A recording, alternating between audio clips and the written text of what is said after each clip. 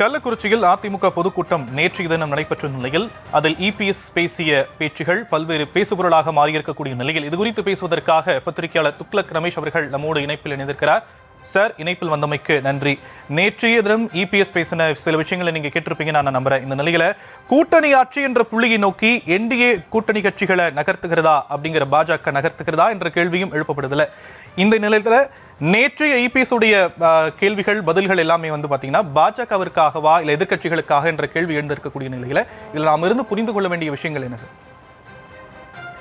குறிப்பாக திராவிட முன்னேற்ற கழகமும் விடுதலை சிறுத்தைகள் கட்சியும் அந்த கூட்டணியில் இருக்கக்கூடிய கட்சிகள் தான் அதிமுகவை பாஜகவுக்கு ஏதோ பயந்து கொண்டு நடப்பதை போல தொடர்ந்து சித்தரித்துக் கொண்டிருக்கிற நிலையில் அதற்கு ஒரு பதில் கூற வேண்டிய கட்டாயம் திரு எடப்பாடி பழனிசாமி அவர்களுக்கு ஏற்பட்டிருக்கிறது.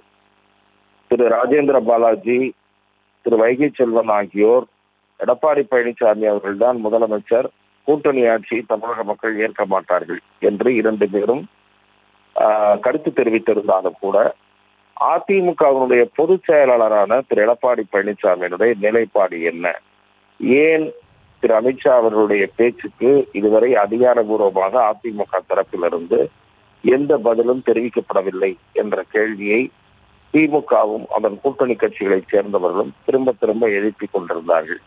இந்த நிலையில்தான் அந்த கேள்விக்கான ஒரு பகுதி பதிலை அது கூட நேரடியான பதில் அல்ல, மறைமுகமான பதில் தான் திரு எடப்பாடி பழனிசாமி அவர்கள் தந்திருக்கிறார். அதாவது அதிமுக என்பது நீண்ட பெரிய பாரம்பரியம் உள்ள கட்சி, தமிழ்நாட்டை சுமார் 30 ஆண்டு காலம் ஆண்ட கட்சி. ஆகவே இந்த கட்சியை வேறு எந்த கட்சியும் வேறு யாரும் அங்கீகாரம் செய்ய முடியாது என்று அவர் கூறியிருக்கிறார்.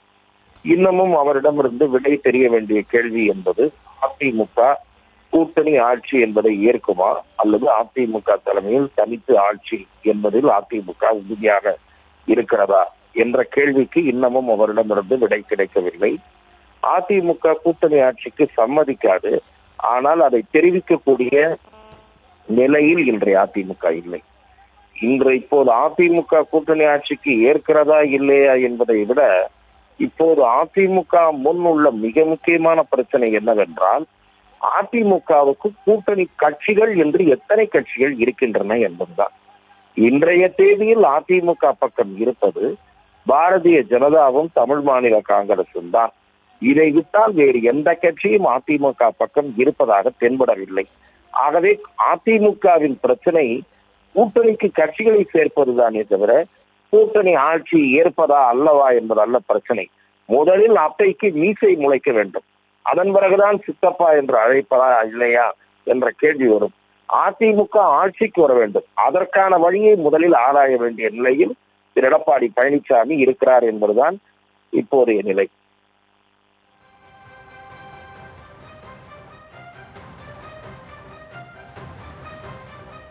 உங்களுடைய கேள்விகளை நாங்க புரிஞ்சுக்க முடியுது சார். இருந்தாலுமே பாத்தீங்கன்னா அதிமுக தலைமையில தான் என்டிஏ கூட்டணி அப்படிங்கிறது தமிழ்நாட்டில் உருவாக்கப்பட்டிருக்கக்கூடிய நிலையில அப்படி இருக்கும்போது வரக்கூடிய சட்டமன்ற தேர்தலில் தனித்து ஆட்சியா இல்ல கூட்டணி ஆட்சியா என்பதை தீர்மானிக்கக்கூடிய அதிகாரம் பாஜக கிட்ட இருக்கா இல்ல அதிமுக கிட்ட இருக்கா? அதிமுக பாஜக கூட்டணியில் எத்தனை கட்சிகள் இடம்பெறுகின்றன, யார் யார் எத்தனை இடங்களை கேட்டு பெறப்போகிறார்கள் என்பதை பொறுத்து இருக்கிறது நீங்கள் கேட்ட கேள்விக்கான விடை. அதிமுக மட்டுமே தீர்மானிக்கக்கூடிய விஷயம் அல்ல. தீர்மானிப்பதாக இருந்தால் இப்போதே தெரிவிக்க வேண்டும். கூட்டணி சேர முன்வருகிற கட்சிகளுக்கு மந்திரி சபையில் இடம் கிடையாது என்று தெளிவுபடுத்த திரு எடப்பாடி பழனிசாமி முன்வர வேண்டும். அப்போதுதான் இந்த குழப்பத்திற்கு முடிவு பிறக்கும்.